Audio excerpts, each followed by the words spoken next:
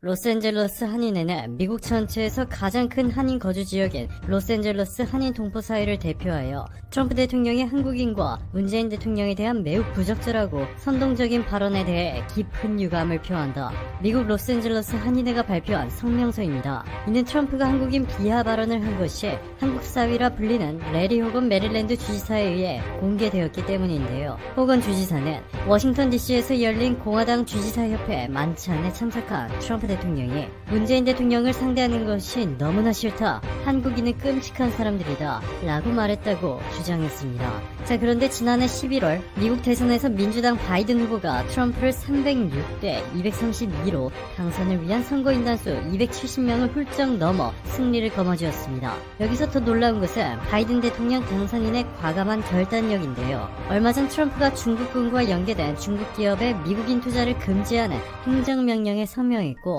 이에 따라 뉴욕증권거래소는 차이나텔레콤, 차이나모바일, 차이나유니콤 주식의 상장 폐지 절차를 개시한다고 밝혀 충격을 주었습니다. 뉴욕 스톡 익스체인지는 행정명령에 따라 이들 주식 발행사는 더는 상장에 적합하지 않다 라고 명확한 이유까지 밝혔습니다. 이렇게 중국 기업들이 미국 증시내 상장 폐지가 이미 확실했던 상황이었는데 갑자기 최근 뉴욕 증권거래소가 상장 폐지 계획을 철회했습니다. 구체적인 이유는 설명하지 않았지만 전문가들은 바이든 당선인의 영향이라 말하고 있습니다. 트럼프 대통령의 임기가 앞으로 2주 후면 종료되는데 바이든이 새로운 미국 대통령으로 취임하고 나면 미국과 중국의 화해 모드가 기정사실화되고 있고, 미국과 중국 사이에서 중립 외교를 지켜오던 한국은 더 이상 고래 싸움에 새우등 터지는 고통을 겪지 않아도 됩니다. 자, 그런데 이것은 시작에 불과했습니다. 2주 뒤 바뀔 새로운 미국에서 심상치 않은 한국의 기운이 감지되고 있습니다. 역사상 처음으로 무려 4명의 한국계 의원이 미국 연방 하원에 진출한 것인데요.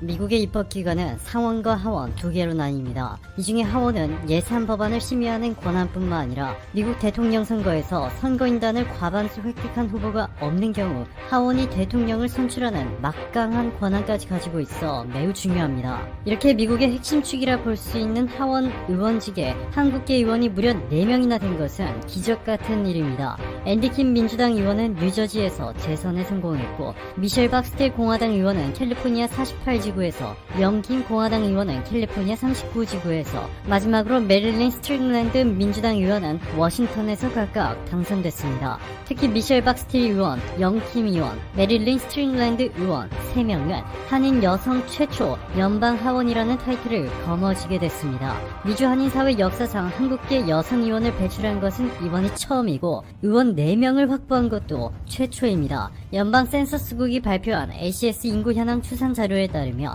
현재 미국에 거주하는 한인 인구는 무려 186만 명에 육박했습니다. 1950년 재미한인 인구는 고작 10,000명에 불과했는데 지난 70년 동안 180배 이상 늘어난 것이죠. 이미 수년 전 미국에 거주하는 한인 인구가 일본계 인구를 따라잡았습니다. 숫자뿐만이 아닙니다. 해마다 수많은 한인 학생들이 미국 최고의 명문대인 아이비리그에 진학했고, 졸업생들이 미국에서 의사, 변호사, 검사, 프로그램 개발자 등 고액 연봉 직업을 가지며 미국 내 영향력이 빠른 속도로 확대되고 있습니다. 2017년에는 박병진 씨가 연방 검사장으로 임명되었고, 미국에서 활동하는 한국 의사들을 위한 한인 의사 커뮤니티 코러스닥이 탄생, 한인 의사 수는 무려 15,000명에 육박하는 것으로 알려졌습니다. 미국 의과대학협회가 공개한 자료에 따르면 전체 미국 의사 수는 15만 명인데 이 중 무려 10%가 한국인 의사인 것입니다. 지난 수십 년 동안 미국에 거주하는 아시아인들 중 유일하게 일본계 인사들이 미국 내 정치에 다수 입성하며 미국이 일본에 유리한 법을 만들도록 유도했는데, 최근 몇 년 동안 일본에 쏠렸던 이러한 트렌드가 한국으로 빠르게 넘어오기 시작했습니다.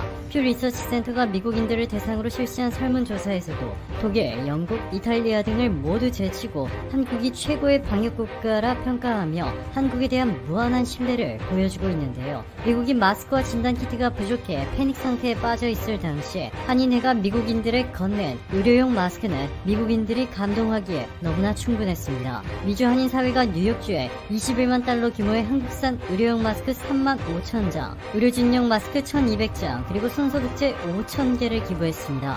이에 캐시 오컬 뉴욕주 부주지사는 한인사회의 의료용품 기부에 쿠오모 뉴욕주지사와 나는 놀랐고 감동했다. 한인사회의 아름다운 기부가 힘든 이들에게 용기를 줄 것이다 전했고, 찰스 랭글 전 연방 하원의원은 한국은 세계에서 손꼽는 강력한 민주주의 국가를 일궈냈다. 구호물자 기둥뿐만 아니라 한인사회가 그동안 보여준 우정과 연대에 감사를 표한다 라고 전했습니다. 자, 그런데 여기서 더 놀라운 점은 이것은 시작에 불과하다는 것입니다. 이번에 한국계 미국 연방의원 4명이 당선됐다는 소식에 허창수 정경련 회장은 한국계 의원의 미 연방의회 진출로 양국 관계가 더욱 긴밀해지기를 바란다 전했습니다. 일각에서는 그들은 단지 한국 피가 섞였을 뿐 미국인이다. 한국과는 전혀 관련이 없고 한국은 이들로부터 아무런 이득을 얻지 못할 거야 라는 매우 비관론적인 의견을 내놓고 있는데 이들의 주장은 사실이 아닌 것으로 드러났습니다. 한국 이름 김영호, 영김 당선인은 의원 임기를 시작하면 한국과 미국과의 가교 역할을 할 것이다. 힘든 일이 있을 때마다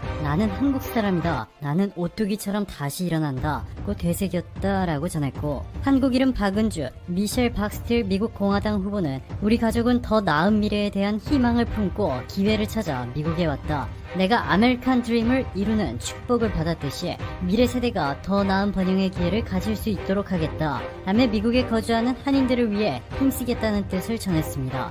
그리고 이번에 재선에 성공한 한국계 앤디 김, 조 바이든 미국 대통령 당선인과 가까운 사이라 더더욱 주목받고 있는데요. 오바마 행정부의 백악관 국가안보회의에서 근무했을 당시 부통령이던 바이든 당선인 아래에서 일했습니다. 이러한 이유로 앤디 김 의원이 바이든 행정부에서 한미 관계와 관련해 중요한 역할을 맡을 것으로 전망되고 있습니다. 그리고 최근 미국인들뿐만 아니라 5천만 한국인까지 놀라게 한 이 여성, 미국 연방의회에 한복을 차려입은 의원이 등장해 미 정가와 언론이 이목이 쏠렸습니다. 워싱턴 DC 의회 이사당에서 열린 연방 하원 취임 개원식에서 다른 이들은 모두 정장이나 격식을 갖춘 드레스를 착용했지만 스트릭랜드 의원은 붉은색 저고리에 짙은 푸른색 치마 차림에 한복을 입고 등장했습니다. 도무지 믿기지 않는 상황인데요. 스트릭랜드 의원은 1962년 서울 출생으로 순자라는 한국 이름을 가지고 있습니다. 한국인 어머니와 한국전쟁 참전 주한미군 출신 흑인 아버지 사이에서 태어났습니다.